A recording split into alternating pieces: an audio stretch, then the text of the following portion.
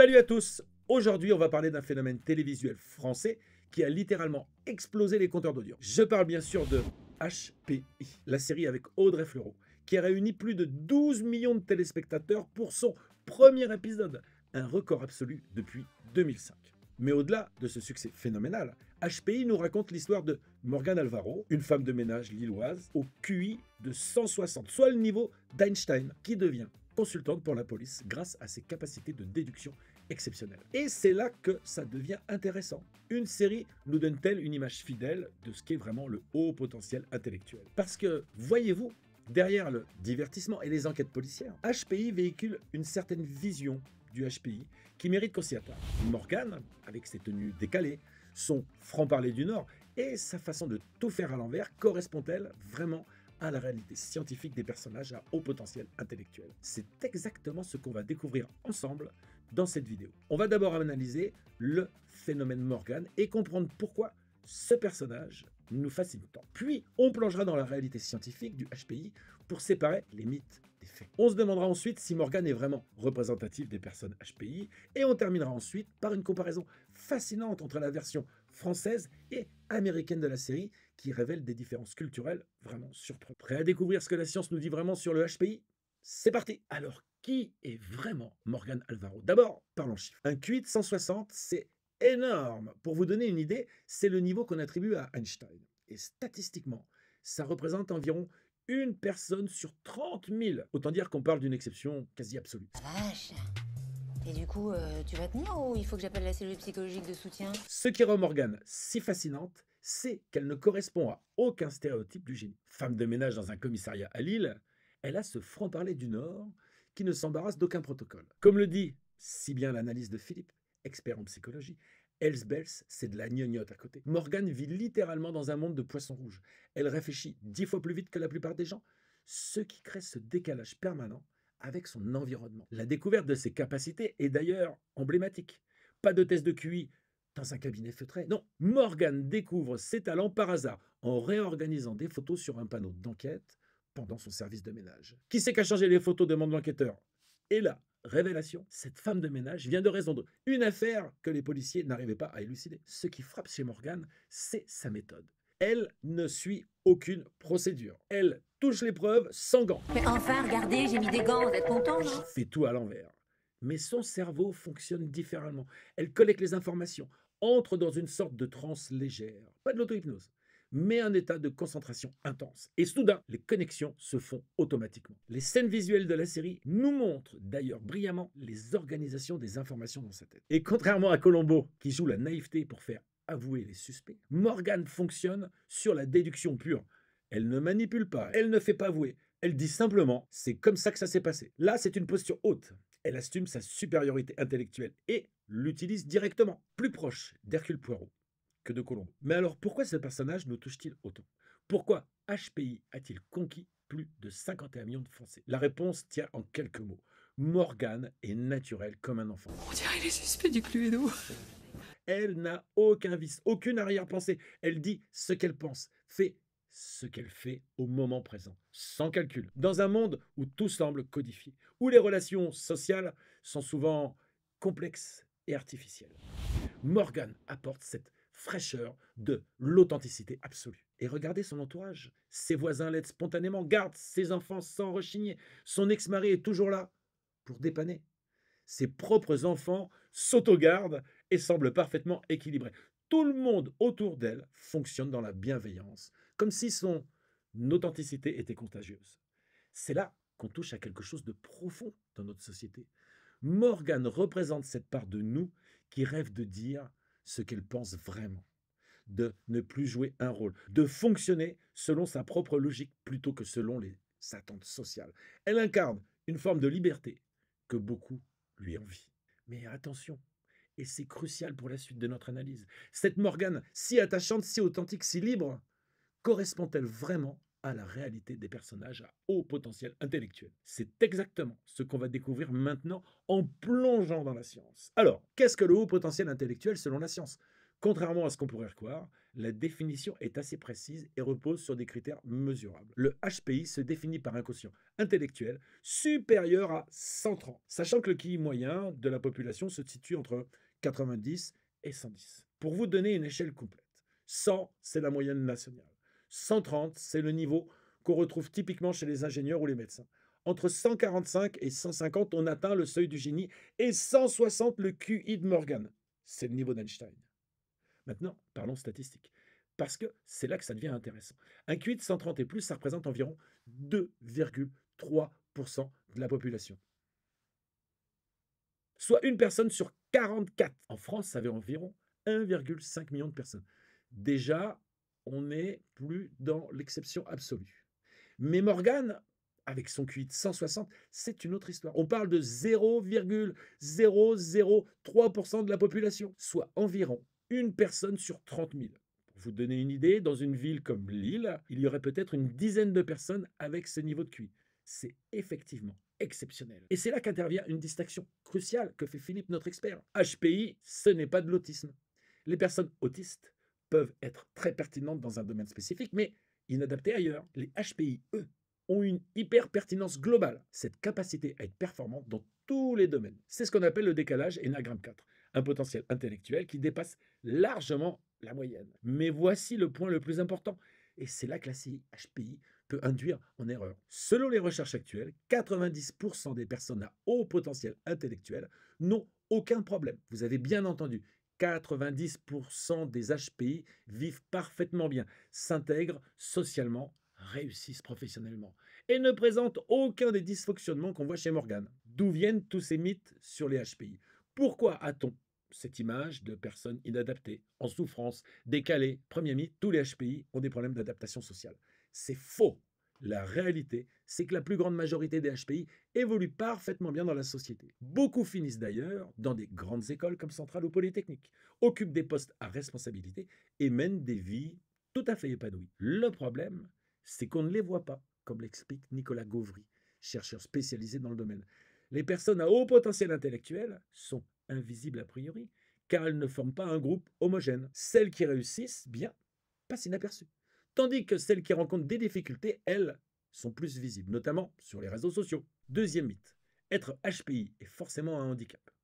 Encore une fois, c'est une vision biaisée. Certes, certains HPI mal guidés peuvent se retrouver dans des métiers manuels, pas par incapacité, mais parfois par choix ou par manque d'orientation adaptée. Mais la majorité tire parti de leur capacité exceptionnelle. Et puis, il y a ceux que Philippe appelle les faux HPI. Aujourd'hui, le terme HPI est comme un terme valise, comme autisme ou trouble de l'attention. Beaucoup de parents caractérisent mal les difficultés de leurs enfants. Un enfant hyperactif qui a besoin de bouger, ce n'est pas forcément un HPI. Un enfant qui a des troubles de l'attention à cause de notre époque ultra rapide, les télés de 400 chaînes, Internet, stimulation permanente, face à une école qui reste lente, ce n'est pas non plus un HPI. Le vrai problème, c'est notre système éducatif, basé sur une courbe de Gauss qui nivelle la moyenne et ne laisse pas de place aux extrêmes. Qu'ils soient lents ou qu'ils soient rapides, les HPI qui s'en sortent bien souvent sont issus de milieux aisés qui peuvent compenser par le privé ou d'autres enrichissements. Mais attention, et c'est crucial, cela ne veut pas dire que le HPI n'existe pas ou que c'est juste un effet de mode. Les recherches scientifiques montrent clairement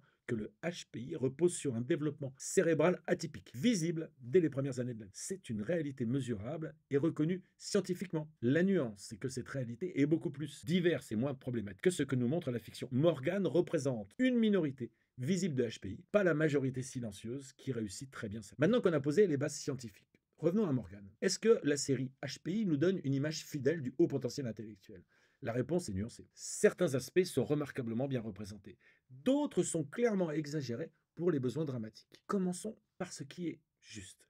La vitesse de traitement de Morgan est parfaitement crédible. Cette capacité à réfléchir 10 fois plus vite que la moyenne, c'est effectivement une caractéristique réelle des HPI. Leur cerveau traite l'information à une vitesse exceptionnelle, ce qui peut créer ce sentiment de décalage avec les autres. Les capacités d'observation de Morgan sont également très réalistes. Cette hyper-vigilance, cette capacité à remarquer des détails que d'autres ne voient pas, c'est typique des personnes à haut potentiel. Leur cerveau capte et traite une quantité d'informations beaucoup plus importante que la moyenne. Cette pensée en arborescence de Morgan est aussi très bien rendue. Quand elle se détend, les connexions se font automatiquement entre les éléments apparemment disparates. C'est exactement comme ça que fonctionne le cerveau HPI, par association d'idées multiples et simultanées, créant des liens que d'autres ne voient pas immédiatement. Et puis, il y a cette fameuse transe légère, dans laquelle elle rentre quand elle résout une enquête. Ce n'est pas de l'auto-hypnose, mais plutôt un état de concentration intense où toute son attention se focalise sur le problème à résoudre. Cet état de flow, cette capacité à s'absorber complètement dans une tâche, c'est effectivement caractéristique des HPI. Même son décalage avec les procédures classiques a du sens. Les HPI ont souvent du mal avec les systèmes rigides, les protocoles stricts qui ne laissent pas de place à leur façon particulière de fonctionner. Ils préfèrent souvent des approches parallèles, non linéaires, ce qui est exagéré pour la télévision. Mais alors, où la série prend-elle des libertés avec la réalité? Principalement sur le niveau de dysfonctionnement social avec Morgan. Son inadaptation professionnelle est clairement exagérée. Certes, certains HPI peuvent avoir du mal à s'épanouir dans des environnements inadaptés, mais la plupart trouvent leur voie et excellent dans leur domaine. Morgan, qui enchaîne les petits boulots et ne trouve sa place qu'en devenant consultante de police, représente plutôt l'exception que la règle.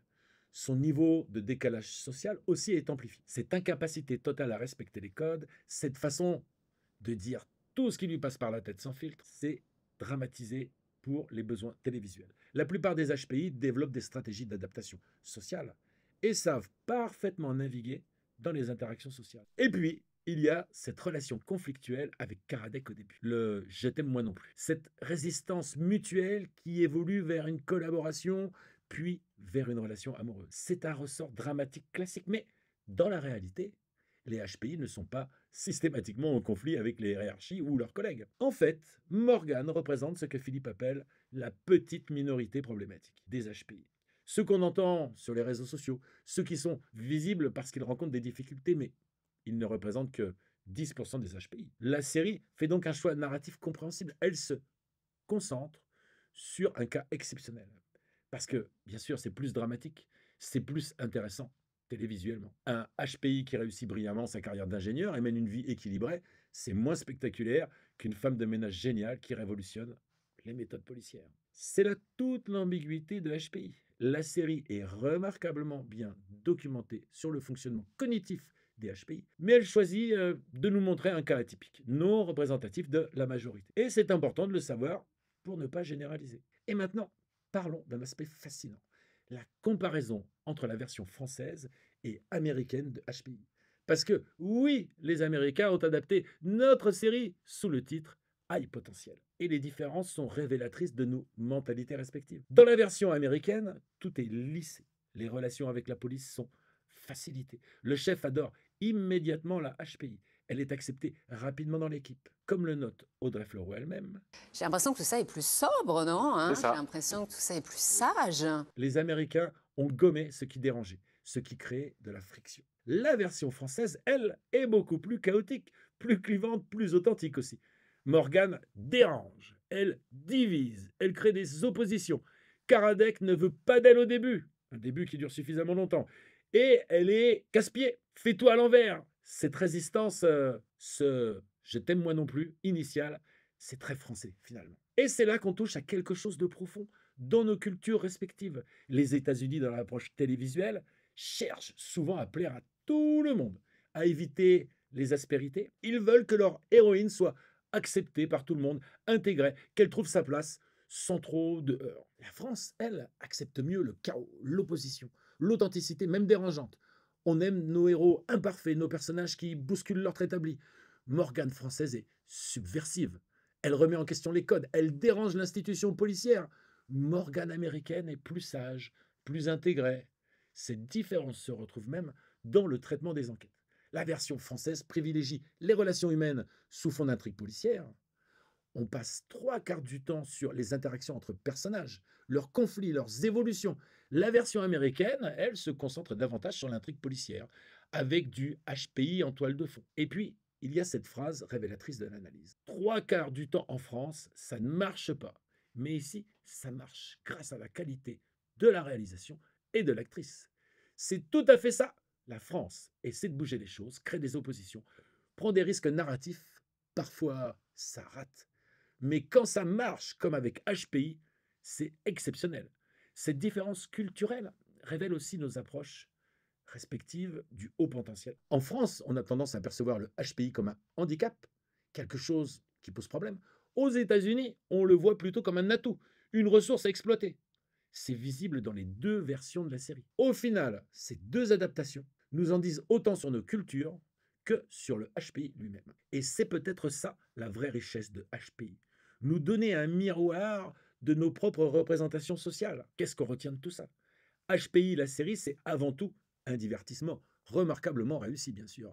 Avec ses 12 millions de téléspectateurs et son succès international, elle a réussi à captiver le public grâce à un personnage attachant et une intrigue bien ficelée. Mais attention à ne pas confondre fiction et documentaire. Morgane Alvaro, aussi fascinante soit-elle, représente une minorité des personnes HPI. Elle incarne ces 10% qui rencontrent des difficultés d'adaptation, pas les 90% qui mènent des vies parfaitement épanouies. La série a néanmoins le mérite de sensibiliser le grand public à la réalité du haut potentiel intellectuel. Elle montre que l'intelligence peut prendre des formes différentes, que les méthodes conventionnelles ne conviennent pas à tout le monde, que la diversité cognitive est une richesse, mais elle véhicule aussi des clichés qu'il faut savoir déconstruire. Non, tous les HPI ne sont pas des inadaptés socialement. Non, ils ne sont pas tous en souffrance. Non, le haut potentiel n'est pas un handicap par nature.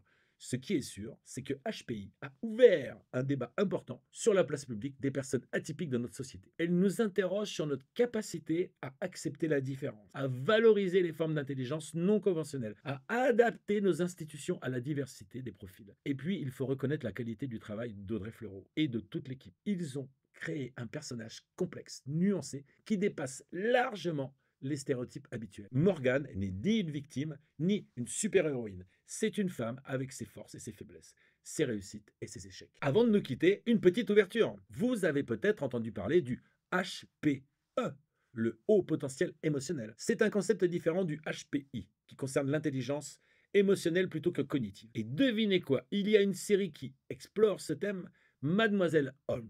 Ça pourrait faire l'objet d'une prochaine vidéo. Qu'est-ce que vous en pensez? En attendant, dites-moi en commentaire, aviez-vous une vision différente du HPI avant cette vidéo? Est-ce que la série HPI a influencé votre perception des personnes à haut potentiel? Et surtout, connaissez-vous des HPI dans votre entourage qui ne ressemblent pas du tout à Morgane? Merci d'avoir regardé cette vidéo jusqu'au bout. Si elle vous a plu, partagez, likez et abonnez-vous pour ne rater aucune de nos analyses. À bientôt!